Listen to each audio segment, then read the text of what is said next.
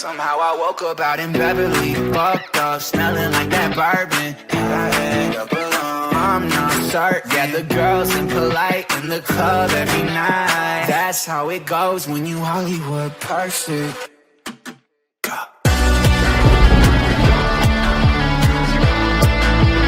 Hollywood perfect. Wagwan people, Lumini here back again with another episode of the Mainz here on my channel, and welcome to post commentary. So, following our struggles in the last couple of episodes, following my insurmountable amount of rage that keeps coming out of me when I play FIFA, I decided to take a step back, do a couple post-com games, and yeah, hopefully relax a bit, play the game, enjoy it a bit more, and then we can have a good little post-com session here now. So originally this was going to be two separate episodes, but I decided since it gets us closer to the finale faster, that I would just do this as one big episode, which does unfortunately mean you guys have to listen to my voice for a little bit longer, but I'm sure by this point you're used to that now. So as you can see here, we're jumping straight into the AC Milan game, which obviously we all know that we're simming because there's no way back for us, and we do lose 4-2. So I think on aggregate it ends up being like 10-4 or something. I think it actually just said 10-4 there as well, so I think I got that right. So yeah, unfortunately we're out of the Champions League. We did alright in the group stage. Milan was always going to be a pretty tough call for us at the point that we're at. We're just not strong enough yet. So it is what it is. Next up, we hop into our first game of the episode against Wolfsburg. Now, this was a pretty crazy end-to-end game. It was pretty difficult. We've had struggles breaking down a lot of teams recently. This one was pretty difficult to deal with. They were pulling a lot of our players out of position, but as you can see there, Smardzic gets a great opportunity on the edge of the box and curls one, but it does bounce off the crossbar. We were managing to get through them. I thought that should have been a pen. We've definitely had pens given against us for challenges similar to that. But as you can see, we're into the second half already in the highlights here. Cross from Wolfsburg. For some reason we didn't initially clear it, but a knockdown from Prestiani finds Ranch. Ranch finds Broja on the run. You can see there is literally one defender left with us having a bunch of bodies streaming forward. It's a terrible ball to Prestiani. Ranch picks it up and rolls it to Berenchea, and Berenchea is there to tuck it away. Pretty easy finish for him in the end. I thought that Armando Broja had absolutely screwed that opportunity for us there, but luckily Prestiani with enough agility to get around the corner, lay it across, and it's a nice little finish in the end from Berenchea. It would then take pretty much to the end of the game for another breakaway. Wolfsburg put us under a lot of pressure, but no one was really having opportunities. Prestiani here would break in a very tight defence, lay one across, and Armando Broja would be there to just side foot it into the back of the net. I thought these celebrations were a little bit unnecessary. We had been under a lot of pressure, but I don't think we were in enough trouble to maybe spark such a crazy celebration like that. But you know it triggers in the game, and I wanted to see the replay of the Prestiani breakaway. It ended up not showing it from the point where I wanted it to start from, so it ends up just being a replay of a really easy cut across goal, which, yes, I know I have been complaining about bitterly recently. Cut back goals and cut across goals are the big meta in career mode, but unfortunately if I am going to make this career mode work and make it to the end, I sometimes have to use the Jeremy stuff as well. But we would walk out 2-0 winners over Wolfsburg. Like I said, it was a very tough game, to be fair, very end to end. Wolfsburg have got so much pace up top that they really break super quick on you, so you kind of almost can't move your defence forward because it leaves you with, not your defence, sorry, your midfield forward, because it leaves you really exposed and really stretched. But yeah, we do walk away winners. I did decide here to give Berenchea the inform. I know it was recommended Armando Broja, but I think Berenchea had an overall better game than Armando Broja, and I don't think he's had an inform for us yet since joining us in January. So we do decide to give him the inform in this one. Here we decide it's time to clean up the youth academy. We've got a couple of unsettled players. Unfortunately for them, neither of them are quite of the level that I would even contemplate bringing up to loan out. They'll probably be decent players in the future with a bit more development, but we just don't have the time to wait. So we would release them, and then not long after that, we would follow on getting our updated youth scout report. Janssen and Mohammed there looking very decent. And now I do something very controversial, which I'm sure a lot of you guys will be furious about, but we're not going to use him for the rest of the saves. So I do release Pedro Morales. He didn't leave in January like I wanted him to. I also decided to release Papela because Papela isn't growing anymore. I don't think we'll get a lot of money for him, so there's not really any point in waiting to try and sell him. So we just decide we'll just let him go. I believe that's all the players that we release. We then call up Mohammed and Johansson to clear some more space for youth players that we're going to bring in, which we'll see now. We get Dinu Christia, I think it is, Musa Bamba coming in, as well as Ibrahim Traore. So 3 more decent looking prospects. We then do hop across here to the squad hub because we want to take a look at Henrik Johansson and Mohammed. They both look like they could be decent players. Obviously, they're only 64 rated currently. They're going to need a lot more growth to get anywhere near the team. However, I think they've got a lot of promise about them. We do decide here we're going to move Lucas Mohammed to CDM. Hopefully he'll be able to learn that and everything will be fine. We'll go in here then and look at the other youth prospects that we brought up and that we have. Mohamed Bamba coming out at 63. The high end ones are always more positive of getting into the squad quicker. Obviously he's got a lot of positions there. I decide, I think in the end, to keep him at centre back and train him in that stopper role. I think I go for to get his pace up a bit more. I think that will help him grow. Dinu Christia is a 61, so again not too far away from the point where we could bring him up and maybe either get him a loan or maybe try and integrate him into the team. We are trying to integrate more youth players. He is going to stay at a cam. Obviously we have a big logjam at cam at the moment with youth players. We've got a lot out on loan at the moment, so it's going to be hard to fight for it, but he might be able to do it. Robert Martin is only a 60 currently, but he looks like he's got some decent stats as a winger. So we'll train him a bit, see if he grows. And then last but not least, Ibrahim Traore. He is a goalkeeper. Do I actually decide to swap him in the end? No, I think I leave him unbalanced. Let's get into the next game of the episode. We take on our former goalkeeper in Restes and his new team, Borussia Mönchengladbach. You can see all the line up here. I don't need to read it all out for you. You can see it in your own time. I wouldn't say nervous going into this game because I wasn't particularly nervous. I was dreading that we were going to face a version of Restes that's going to make me feel regret for letting him leave. And that's pretty much what we did end up encountering. He made a lot of very good saves that he never made for us. As you can see here, we're struggling to clear the ball, but I wanted to put a Kepa save in. When I do live comms, I don't often put a lot of Kepa stuff in, so I wanted to display a little bit here. Good 1-2 here between Prestiani and Broja. Gets Prestiani through. The shot in the end from Prestiani is quite a disappointing one. He only really toe pokes it towards goal. So it's a good first save for Restes there, but Prestiani did let us down a little bit. Good swing in there, but the connection on the header is poor. You can see here again we get nice little 1-2s down this wing. We're working this wing well, and I'm going to go for the sweat cross, but it doesn't work.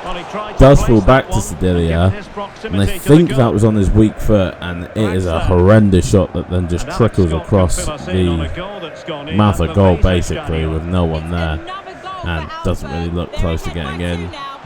I think it's Gallardo here with good work getting past Sedilia. Sedilia, I tried to make the recovery slide tackle and end up just wiping him out.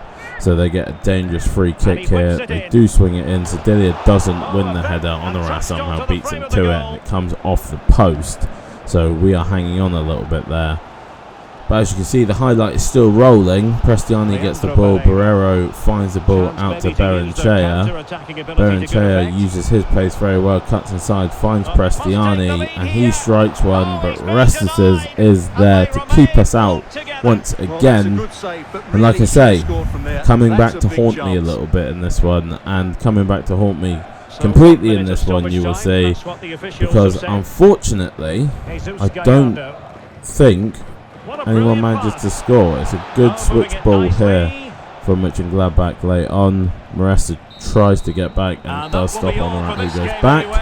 And two good saves from Restus, a good save from Kepa. Not much to talk about, to be honest, but yeah, we do draw with Borussia Mönchengladbach. We did have the better of the game, but again, not making things count. You can see we're currently in third in the table. It's a very tight table, like I keep saying. It's very competitive up there, so definitely not easy. But next up, we have a big semi-finals matchup against Bayern Munich in the DFB Pokal, trying to make it back-to-back DFB Pokal finals trips for us. This time facing the former finalists that we faced last year in the semi-finals, and we know that Bayern are never an easy prospect to deal with. They do have a couple rotated players, but nothing too surprising. Still a very strong side. Incredible rotation for them as well. So yeah, Bayern in the semi-final of the DFB Pokal. Let's see what we can do. But of course, here's a football city in its own right. We're in Mainz. My name is Derek Ray, and my commentary partner on this occasion is Stuart Robson. And we have action from the semi-final stage of the DFB Pokal coming up. Thanks, Derek Ray, for the intro. Obviously, in this one, I was very nervous for, because we know how difficult Bayern are to deal with. I believe they've already beaten us maybe once or twice this season. An early shot from Harry Kane there.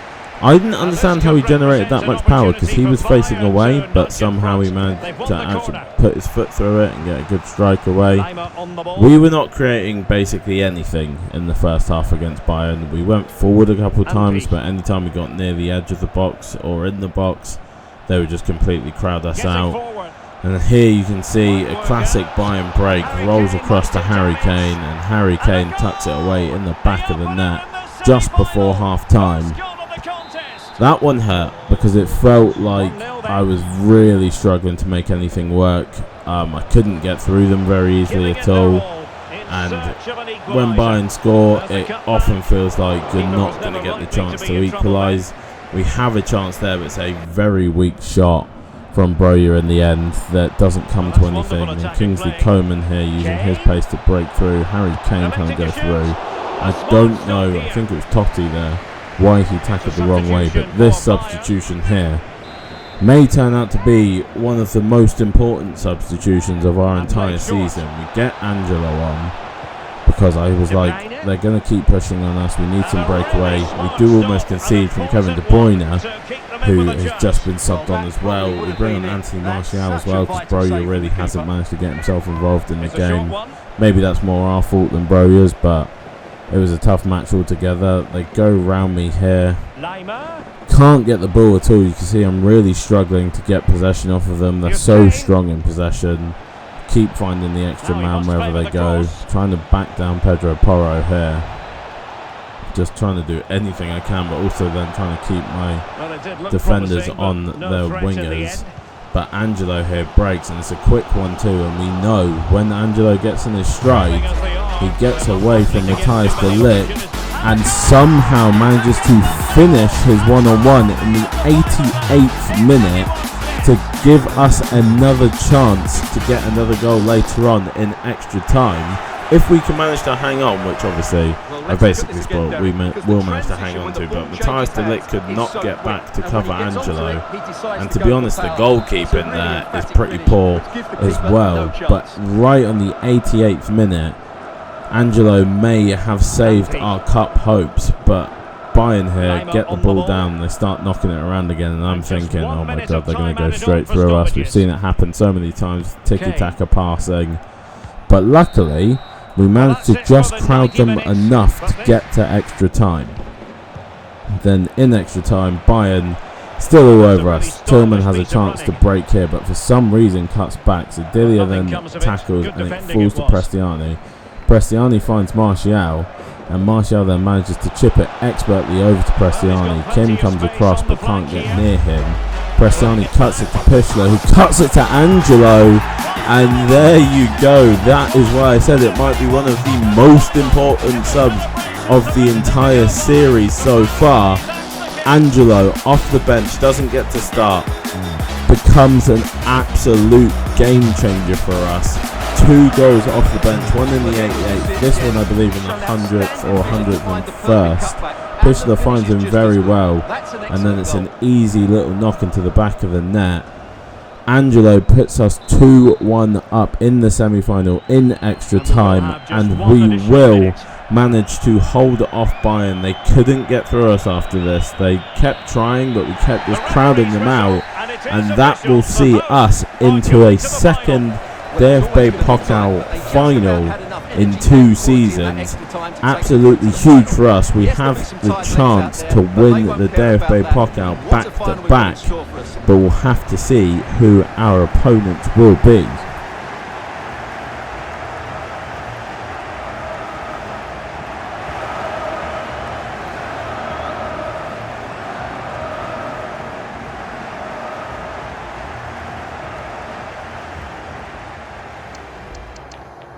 Now here we paused on this screen for a little while. I wanted to give Angelo his proper recognition. I wanted to give him a man of the match card. But when I went to make the card, I actually couldn't find him in the game. So I don't think he was on the Ultimate Team this year. So couldn't make the card. But surprisingly, our opponents will be Union Berlin. And I don't mean that as an offensive way for anybody who is an Union Berlin fan. They just haven't particularly performed. They haven't done anything special, I would say, this season. So I was surprised to see them in the DFB Pokal final. But obviously, it seems they've saved all of their energy for the DFB Pokal. And they have found themselves in the final against the reigning DFB Pokal champions.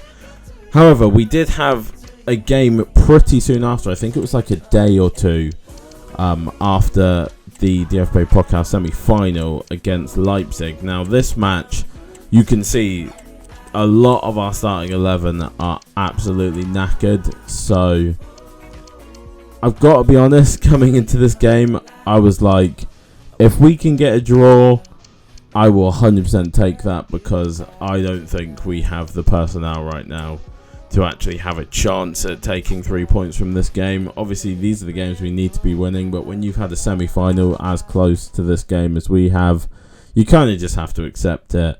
The Leipzig lineup is there for all of you to see if you want to take a look through it.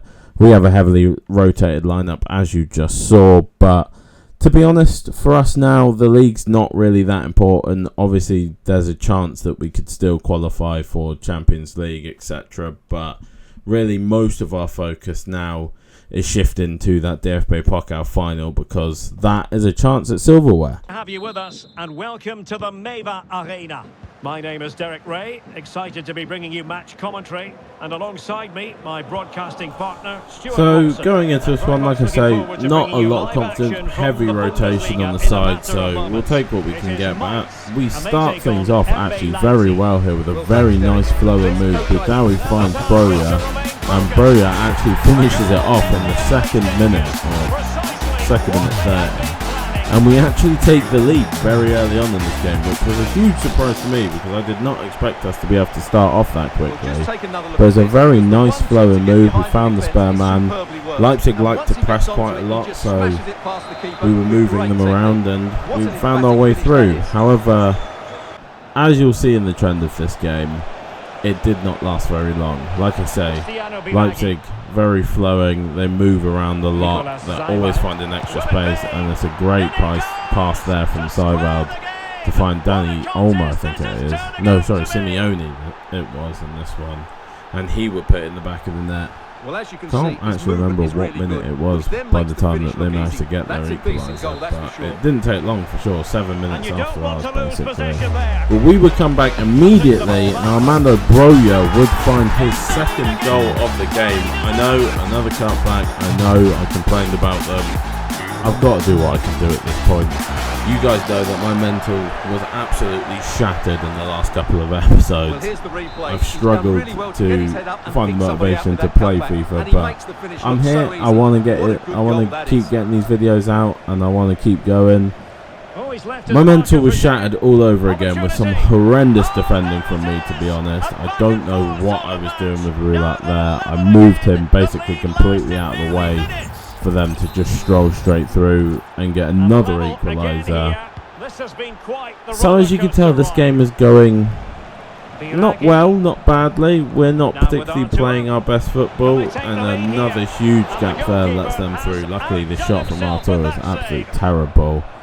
But Leipzig from here really started to pile on the pressure. They started going through us at will. Di Lorenzo crosses this one here, and I thought that Simeone was offside. I didn't even really take stock of the fact that he was in the centre there. I didn't think that ball was going to go to him, but clearly my mistake, because he's just stood completely free. It's a whip cross. I don't know how he got there. It's pretty incredible to me that he just managed to find that space in the box. But as you can see, Leipzig are absolutely piling on the pressure. The second half now, they go through again. Luckily it's Costello Jr. who's their centre-back who takes that shot, otherwise it probably would have been another goal for Leipzig. But we don't have to wait long because they go through us again. Totti with what I thought was a good challenge, but ends up being a free kick. Dani Olmo over it, and I think you can tell, considering Dani Olmo is over it, what is about to happen here. It's actually Biragi who hits it at the end, who I think is the left back. And unfortunately my weak mental rears its head again. 5-2 in the end, we end up losing to Leipzig. We do drop down to 4th with that loss. And there's no time to stop rolling, because next up we have Bremen, and we're going to get straight into that game as well. Bremen lineup is there for everybody to see. Yeah, we're having some struggles. We have kind of become stuck in, we're not managing to break through teams and penetrate like we were earlier in the season. It's almost kind of like we've been found out and there's not anyone creative enough in the team to do anything about it. So a lot of teams are managing just to sit. As you can see in this one, it's taken to the 49th minute to even get a highlight. We could not get through this this Werder team whatsoever. As you can see, and you will see from here, a lot of the chances that we had, we did have a couple, a lot of the chances that we had ended up being shots from outside of the box because we just could not get through their defensive line whatsoever. They have a very good move there, carve us open, but it's a good save. We also then almost immediately give it back, but somehow manage to save. And we try and get a quick breakaway here. I don't think it actually comes to anything in the end, but you can see like they get their banks of 4 and 5 back in so quickly that we just can't do anything about it. It goes all the way this game, and we can't carve out clear opportunities. Every shot we've had is basically blocked. They're keeping better possession than us because they've got overloads on both wings. It just felt like a game that we were just never destined to get anything from. Werder came to pretty much dominate the ball and not let us have anything.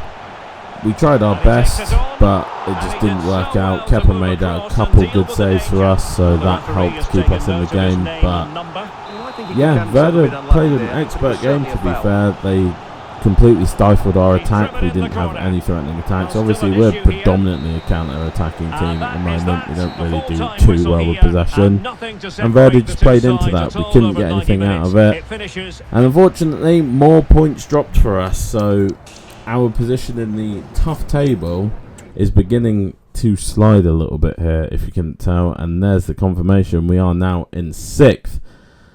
Now we have the preview of the DFB Pokal final coming up, and I believe the last game of this episode as well. I'm going to say that and then probably be wrong, but this is a preview for us. This is a chance to test out Union Berlin, to know how to play against them. I don't think we've played against them for a while now, so we definitely need a refresher. I know they're a very frustrating team to play against. Again, it's another back 5, and they're very, very resolute, and they're not easy to break down whatsoever. Early chances going their way here. Union Berlin were really dominating us in the air. we couldn't really match up with them. Bella Kotchap wasn't getting near the headers. Kept trying to spread it out to Prestiani here. It falls to Barrera, and it's a good shot, but Lafont makes another good diving save. Not another. Makes a good diving save. And that would be pretty much the story of the first half. Again, another back five that we couldn't get through. We ended up having to take a lot of long shots. We were getting them on target, but we weren't putting them away. So a lot of opportunities for us early on. But we couldn't finish anything. I don't know what was happening to us. Again, we go through here. Probably could have gone a little bit further forward with that one instead of just going for the snapshot. But they do then manage to go up the other end, roll it across to Thornsby, and he does put it in the back of the net. Sorry, I don't know why I paused it there. I think I had a phone call or something to do with... not that that's the excuse for why I conceded. They were going to score that goal anyway. But yeah, once again we find ourselves on the back foot against a team that we probably should be beating. There I should have really released Prestiani. I go for another long shot with Amiri, and again it's another wasted opportunity for us. And it's kind of starting to feel to me like this is going to be like the Werder Bremen game, except for we're not going to win this one. You can see there we try and play Broja through, doesn't come off. Amiri gets the ball back again, and I decide, right, we'll find Prestiani, see what Prestiani can do. He finds Broja, and Broja finally gets a little bit more of that magic in his boots. He has been a driving force. I get very frustrated with him sometimes because he's not in positions I feel he should be, but he is our driving force. When he's not performing, we're not performing. And that's probably the main issue that we're having at the moment. Union Berlin from this point do start to loosen up a bit more. They start to push a couple more bodies forward, and this is where we start to take a bit more advantage. We do start finding these 1-2s down the wing, but also I do ask a lot of my wingers. This is a great ball from Berenchea, and this finish from Prestiani as well to put us 2-1 up. Pretty incredible. Even so, like saying, oh, we found our stride. I don't know if you can necessarily call it that. I think we did still get quite lucky in the fact that that was just an incredible ball cross from Berenchea. Prestiani then just hits an incredible finish into that corner. So, yeah, you can say to a point, yeah, we finally clicked and stuff started to work, but also you kind of have to say, you have to take it with a pinch of salt and be like, but we still struggled ridiculously in this game. I was hoping this was going to be a confidence building game for me going into the final against Union Berlin in the next episode, but if anything it made me a bit more like, damn, that's probably going to be an even tougher game if they've played this well in the league. But we do hang on, 2-1 win to finish the episode off with a couple points. We dominated the game, but they had a tactic and they stuck to it and it worked, and it almost won them all 3 points. Luckily for us, we had a bit of magic, but you can see the table here. 6th to 4th, all on the same points. We're then 8 points behind 3rd, I think it was. I think it's probably going to unfortunately be a disappointing end to the domestic season for us. We just aren't performing in the league right now. I don't know what it is. We just seem to have some sort of block and we just can't get past it at the moment. But we will finish this episode off with some more Youth Scout stuff. And I will make the announcement here that I have started recording the last season. It is just going to be one big episode. It's probably not going to be that big, to be honest, because I've only recorded like maybe 1 or 2 games. So maybe it will be a little bit of a smaller, but I'm going to release that at some point. It's going to take a little while to edit. I don't think I'm even going to talk over much of it. I'll talk over some of it, but not much of it. And I'll just put it out for you guys to see how we finish things off, because I wanted to use a couple of these youth lads that we've got coming through and a couple that are out on loan. So I was like, screw it, let's just do that. And then we get to continue playing with the team and have one more season. But that is going to be the end of this one. And this is also the penultimate episode. So the next episode that you see, I will be back on live cam for the season finale.